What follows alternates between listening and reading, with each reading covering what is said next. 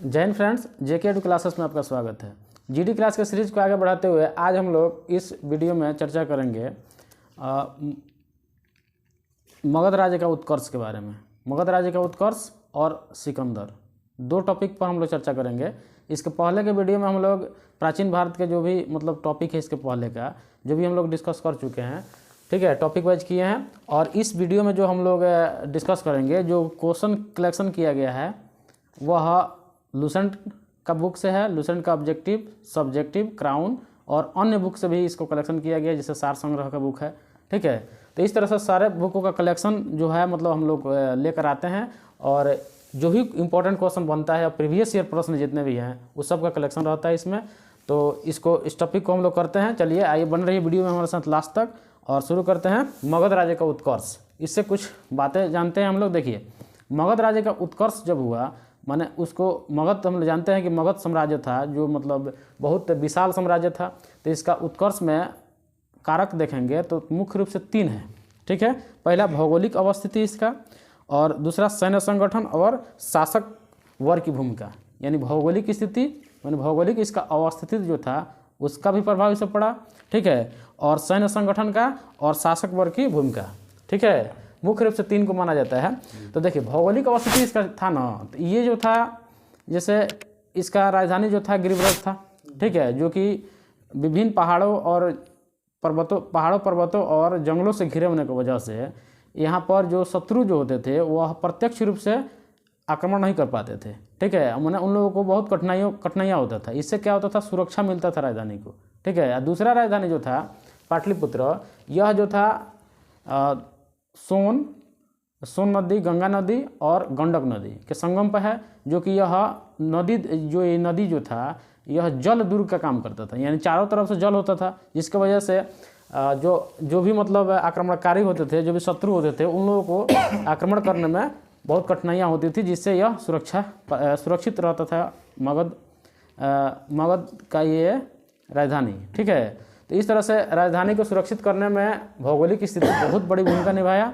और इसका भौगोलिक अवस्थिति की वजह से यहाँ पर हाथियों की संख्या ज़्यादा मात्रा में पाया जाता था, जिसका उपयोग सेनाओं में किया जाता था, ठीक है। तो इस तरह से अब आगे देखते हैं इसका जो सैन्य संगठन जो था ये क्या था। सैन्य संगठन में देखिए, हाथियों का प्रयोग यहाँ पर ज़्यादा होता था, और लौह अयस्क होने की वजह से होता क्या था कि यहाँ पर हथियार का निर्माण ज़्यादा मात्रा में हुआ, लोहे का हथियार बना, और हाथी का उपयोग करके गज सेना का विशाल गज सेना तैयार हुआ। और उसके बाद से ये जो जल सेना का भी भूमिका इसमें बहुत महत्वपूर्ण रहा।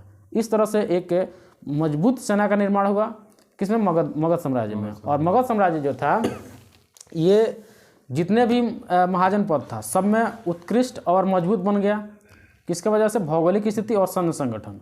और उसके बाद से बात आता है कि जो राजा लोग थे, यहाँ के जो शासक हुए, शासक वर्ग की भूमिका इसमें क्या रही। तो देखिए, यहाँ के जो भी शासक हुआ ना वो महत्वाकांक्षी हुआ, यानी कुछ प्रमुख शासक के बारे में हम लोग चर्चा करेंगे। जैसे बिम्बिसार वो थे, वो भी अपने साम्राज्य का विस्तार करने में महत्वपूर्ण भूमिका निभाया अपना, ठीक है। वो क्या किए कि अपने वैवाहिक संबंध स्थापित करके अपने साम्राज्य का विस्तार करने में और राजनीतिक और कूटनीतिक संबंधों को मजबूत किए, ठीक है। जैसे कि उन्होंने 3 शादी किए थे, ठीक है। मुख्य रूप से 3 शादी की चर्चा होती है। एक है जो कौशल नरेश प्रसेनजित की बहन महाकोसला से, इससे इन्होंने जब शादी किया तो इनको दहेज के रूप में काशी मिला, और वहाँ से इनको 1 लाख रुपये का आय प्राप्त होता था, ठीक है। उसके बाद से इन्होंने शादी की, दूसरी पत्नी इनकी थी वैशाली की लिच्छवी राजकुमारी चेलना, ठीक है। वैशाली की लिच्छवी राजकुमारी चेलना थी, जिससे अजातशत्रु का जन्म हुआ। तीसरी थी वह जी क्षेमा, पंजाब के मध्य नरेश की राजकुमारी थी। क्षेमा से इन्होंने विवाह किया। इस तरह से इन्होंने वैवाहिक संबंध स्थापित करके अपने साम्राज्य को विस्तार किया और अपने कूटनीतिक और राजनीतिक पहलू को मजबूत किया। उसके बाद से हम लोग अब देखते हैं कि देखिए, ये इन्होंने जब शासन किया इस पर, ठीक है, तो हर्यक वंश का स्थापना किया किसने, बिम्बिसार कब हर्यक वंश का स्थापना किए, 544 ईसा पूर्व में, ठीक है। 544 ईसा पूर्व से 412 ईसा पूर्व तक, 492 ईसा पूर्व तक, यानी 412 ईसा पूर्व तक हर्यक वंश रहा, ठीक है। अब बिम्बिसार जो थे वह 544 ईसा पूर्व से 492 ईसा पूर्व तक रहे। ठीक है, उसके बाद से अजातशत्रु जो थे इनके पुत्र, वह इनकी हत्या करके और राजगद्दी पर बैठ गए कब? 492 ईसा पूर्व। ठीक है, 492 ईसा पूर्व अजातशत्रु हुए। उसके बाद से अजातशत्रु के बाद से आ रहे हैं, ऐसे ही क्रम चलते जा रहा है। अजातशत्रु जो हुए 492 से 460 तक रहे। उसके बाद से उदयन हुए। उदयन जो है 460 से 444 तक। ठीक है, उसके बाद से शिशुनाग वंश की स्थापना हो रहा है इस पर। यानी देखिए, जो हरेक वंश का अंतिम शासक कौन था? देखिए, हरेक वंश का अंतिम शासक था नागदोषक। ठीक है, जिसको अवदस्त कर दिया किसने? शिशुनाग ने। और 412 ईस्वी में इन्होंने शिशुनाग वंश की स्थापना कर दिया। शिशुनाग वंश की स्थापना किसने किया? शिशुनाग ने। कब किया? 412 ईस्वी में। ठीक है, और शिशुनाग वंश का अंतिम शासक कौन था? नंदीवर्धन। ठीक है, नंदीवर्धन था। और नंदीवर्धन को मतलब हटा करके नंद वंश का स्थापना किया किसने? महापद्म नंद। ठीक है, महापद्म नंद है जो नंद वंश का स्थापना किया। और इन्होंने ये क्या किया ना, देखिए, कलिंग को जीतकर मगध साम्राज्य मिला लिया। ठीक है, कलिंग को जीत करके मगध साम्राज्य मिला लिया। और यह अपने आप को कहा एकराट। ठीक है, अपने आप को क्या बोला? एकराट बोला। ठीक है, और इसका मगध नंद वंश का अंतिम शासक जो हुआ घनानंद हुआ। ठीक है, नंद वंश का अंतिम शासक कौन हुआ? घनानंद को हरा करके चंद्रगुप्त मौर्य ने मौर्य वंश की स्थापना कर दी। ठीक है, तो इस तरह से अब उसके बाद से मौर्य वंश की क्रम चलने लगा।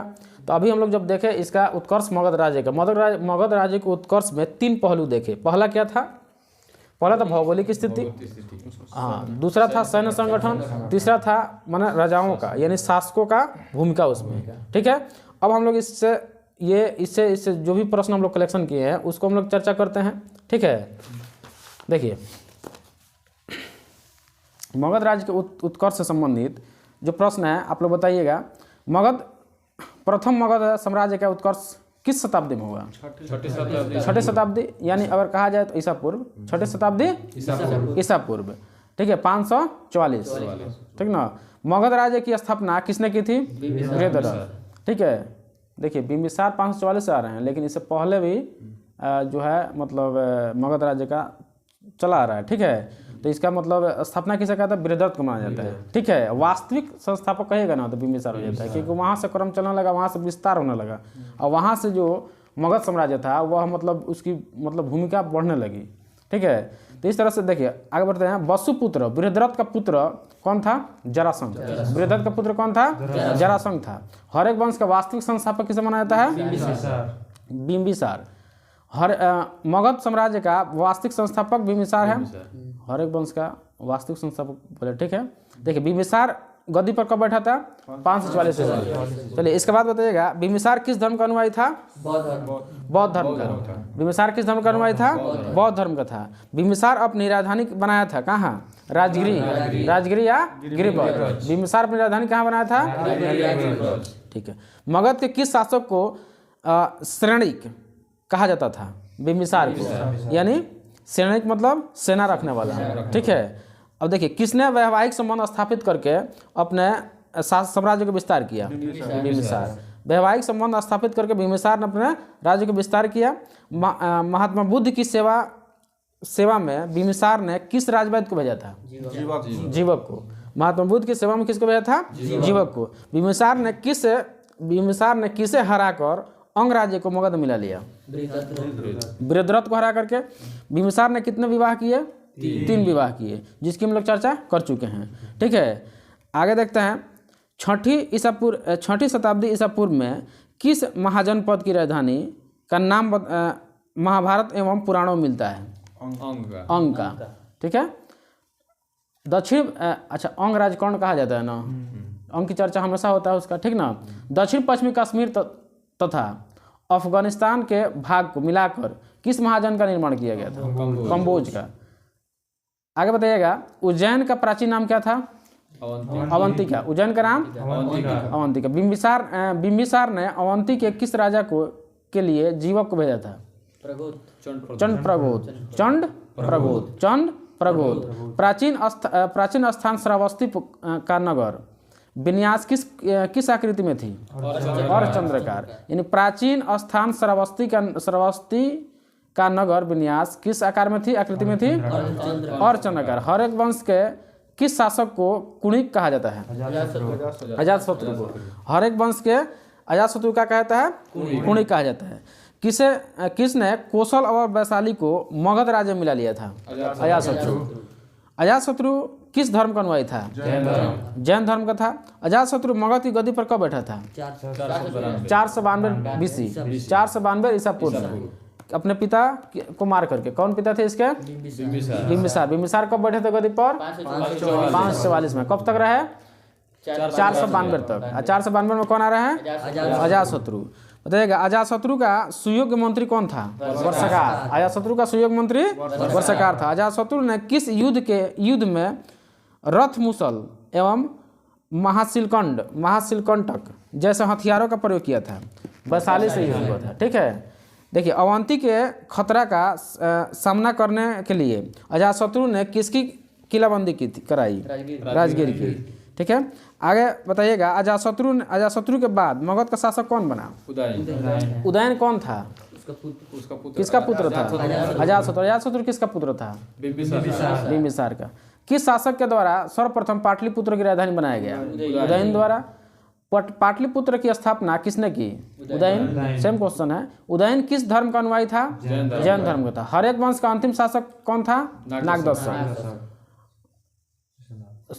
बताइएगा नागदशक की हत्या किसने की थी, शिशुनाग। और किस वंश की स्थापना की थी, शिशुनाग वंश की स्थापना की थी। शिशुनाग वंश की स्थापना की थी कब, 412 ईस्वी में, 412 ईसा पूर्व। ठीक है, शिशुनाग वंश की स्थापना कब हुई, किसने की, शिशुनाग। शिशुनाग वंश की राजधानी कहाँ थी, कहाँ बनाई हुई शिशुनाग ने, वैशाली। शिशुनाग ने किस राज्य को मगध में मिला लिया था, अवंती को। अवंती को मगध में मिला लिया। शिशुनाग का उत्तराधिकारी कौन हुआ, कालाशोक हुआ। शिशुनाग का उत्तराधिकारी कालाशोक हुआ। द्वितीय बौद्ध संहिता किस शासक के शासक काल में हुई थी, कालाशोक के हुई थी। ठीक है, द्वितीय हुई थी किसके, कालाशोक। और कब हुआ था प्रथम बौद्ध संहिता, 483 BC। ठीक है, बताइए शिशुनाग वंश का अंतिम राजा कौन था, नंदीवर्धन। कौन था, नंदीवर्धन। अच्छा, नंद वंश का स्थापना किसने किया, महापद्म नंद। कब किया, 344 ईसा पूर्व। ठीक है, और कब तक रहा, देखिए 344 से 324 23 माना जाता है, कहीं कहीं 22 भी देता है। ठीक है, तो ये नंद वंश का स्थापना कौन किसने किया था, महापद्म नंद किया था। महापद्म नंद ने किस राज्य को मगध में मिला लिया था, कलिंग को। कलिंग को मिलाया तो वो अपने आप को क्या कहा, एकराट। ठीक है, किस दिया है, किस शासक ने स्वयं को एकराट कहा, महापद्म नंद। किस शासक को परशुराम का दूसरा अवतार माना जाता है, महापद्म नंद को। सिकंदर किस शासक का समकालीन था, घनानंद का समकालीन था। अंतिम, अच्छा घनानंद समकालीन था। इसी के समय ना जो आक्रमण किया था, तो समझाने गए थे कि चाणक्य गए थे ना, जिनको लात मार के निकाल दिया, जो उन्होंने शिखा खोलकर बोले कि हम जब तक मतलब योग्य इस मगध के साम्राज्य पर योग्य शासक को नहीं बैठाए थे, तब तक शिखा को नहीं बांधेंगे। और किसका चयन किए, चंद्रगुप्त मौर्य का, और उसको राजा बना ही दिए। ठीक ना। अंतिम नंद शासक कौन था, घनानंद था। ग्रीक लेखक ने किस अग्रमीज या जैमिनीज कहा, किसे, ग्रीक लेखक ने किसे अग्रमीज या जैंद्रमीज कहा, घनानंद को। ठीक है, नंद वंश का विनाश किया किसने, चंद्रगुप्त मौर्य और चाणक्य ने। उदयन वासवदत्ता की कहानी किस स्थान विशेष से प्राप्त होती है, उज्जैन से। ठीक है, आगे देखते हैं सिकंदर का। बताइए सिकंदर का जन्म कहाँ हुआ था, सिकंदर कब हुआ था, 356 ईसा पूर्व में। इसके पिता का नाम क्या था, फिलिप था। फिलिप कब मकदूनिया का शासक बना था, 359 ईसा पूर्व।